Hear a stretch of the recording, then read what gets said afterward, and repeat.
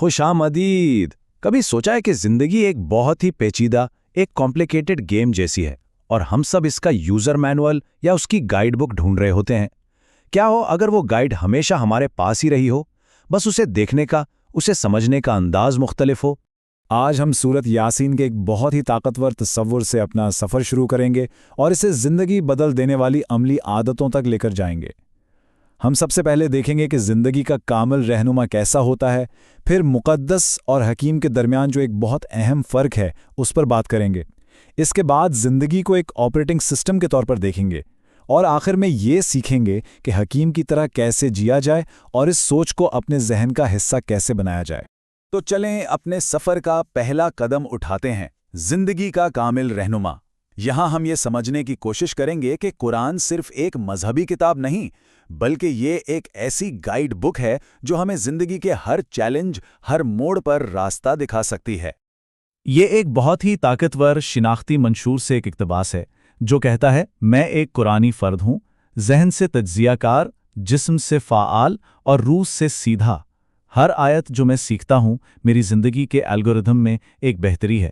یعنی یہ سوچ قرآن کو صرف پڑھنے کی چیز نہیں، بلکہ اپنی شخصیت کا، اپنی ذات کا حصہ بنانے کی دعوت دیتی ہے۔ تو چلیں ذرا ان الفاظ کو توڑ کر دیکھتے ہیں۔ القرآن کا مطلب ہے وہ متن جسے پڑھا جائے، اور الحکیم کا مطلب ہے کہ ہر چیز بالکل پرفیکٹ ہے، اپنی صحیح جگہ پر، کوئی خلا نہیں، کوئی بے معنی بات نہیں، بالکل ایک ایسی ایپ کی طرح جس میں کوئی خرابی نہ ہو، کوئی بگ نہ ہو۔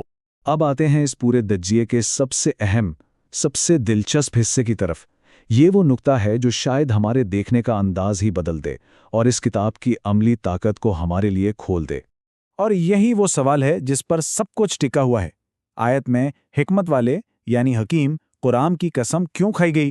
مقدس قرآن کی قسم کیوں نہیں کھائی گئی؟ آخر ان دونوں میں فرق کیا ہے؟ ذرا ایک لمحے کے لیے سوچئے۔ اچھا، تو فرق یہ ہے، مقدس وہ چیز ہے جسے ہم بہت احترام سے، بہت ادب سے اونچی شیلف پر سجا دیتے ہیں، اسے چھوتے نہیں کہ کہیں بے ادبی نہ ہو جائے۔ لیکن حکیم وہ چیز ہے جو استعمال کے لیے ہوتی ہے، وہ ایک ٹول ہے، ایک آلہ جو ہماری میز پر پڑا ہوتا ہے تاکہ ہم زندگی کے مسائل اس سے حل کریں۔ بالکل اسی طرح جیسے کوئی اپنی گاڑی کا یوزر مینول الماری میں بند نہیں کرتا، بلکہ تبھی نکالتا ہے جب گاڑی میں کوئی مسئلہ ہو۔ تو اصل بات یہ ہے کہ قرآن کو صرف دیوار پر سجانے والی چیز نہیں سمجھنا چاہیے، یہ ایک فعال ٹول ہے، ایک طاقتور آپریٹنگ سسٹم جو ہماری زندگی کو منظم کرنے، اسے بہتر بنانے کے لیے بھیجا گیا ہے۔ چلیں اب اس آئیڈیا کو ایک بالکل نئے، ایک ٹیکنیکل اینگل سے دیکھتے ہیں، زندگی کا آپریٹنگ سسٹم۔ ذرا تصور کریں کہ قرآن ہماری زندگی کے لیے ایک بگ فری یعنی خامیوں سے پاک ایپ ہو تو کیسا ہو؟ ایک ایسا سسٹم جو بہترین فیصلے کرنے میں ہماری مدد کرے۔ اپنی کسی بھی پسندیدہ ایپ کے بارے میں سوچیں، وہ کریش نہیں ہوتی، ہینگ نہیں ہوتی، اپنا کام بالکل ٹھیک کرتی ہے۔ قرآن کی حکیم ہونے کی خوبی بالکل یہی ہے۔ اس کی ہر آیت ایک پرفیکٹ کوڈ کی طرح ہے جو ہمارے ذہن میں موجود وائرس یعنی منفی سوچوں، غلط فہمیوں اور الجھنوں کو ڈی بگ کرتی ہے، انہیں ٹھیک کرتی ہے۔ اور آپ دیکھیں کہ یہاں ایک بڑا زبردست منطقی بہاؤ ہے۔ پہلے قسم کھا کر توجہ حاصل کی جاتی ہے، پھر قرآن کو بنیادی سورس کے طور پر پیش کیا جاتا ہے، اور آخر میں حکیم کہہ کر اس کی پرفیکشن اور بھروسے کی گارنٹی دی جاتی ہے۔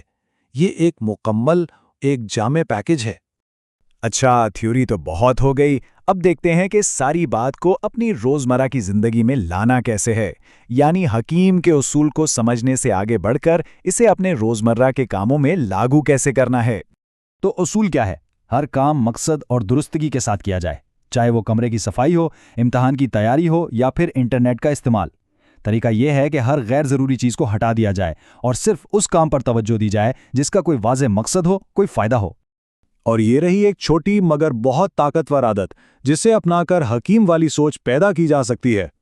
جب بھی کوئی اپنا فون اٹھائے، بس 3 سیکنڈ کے لیے رکے اور خود سے یہ سوال پوچھے، کیا میرے پاس ابھی یہ کرنے کی کوئی منطقی اور فائدہ مند وجہ ہے؟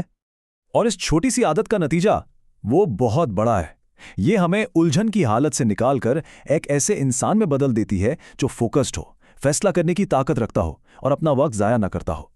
اب سوال یہ ہے کہ اس زبردست آئیڈیا کو ذہن میں پکا کیسے کیا جائے، اسے ناقابل فراموش کیسے بنایا جائے۔ اس کے لیے ہم کچھ بہت ہی دلچسپ اور طاقتور یادداشتی ٹولز استعمال کر سکتے ہیں۔ پہلی تکنیک ایک جسمانی اشارہ ہے۔ القرآن کے لیے اپنے ہاتھوں کو کتاب کی طرح کھولیں اور پھر حکیم کے لیے انہیں ایسے جوڑ دیں جیسے لیگو کے 2 ٹکڑے بالکل پرفیکٹ طریقے سے جڑ جاتے ہیں۔ یہ دماغ کو مضبوطی کا احساس دلائے گا۔ دوسری تکنیک ذہنی ہے۔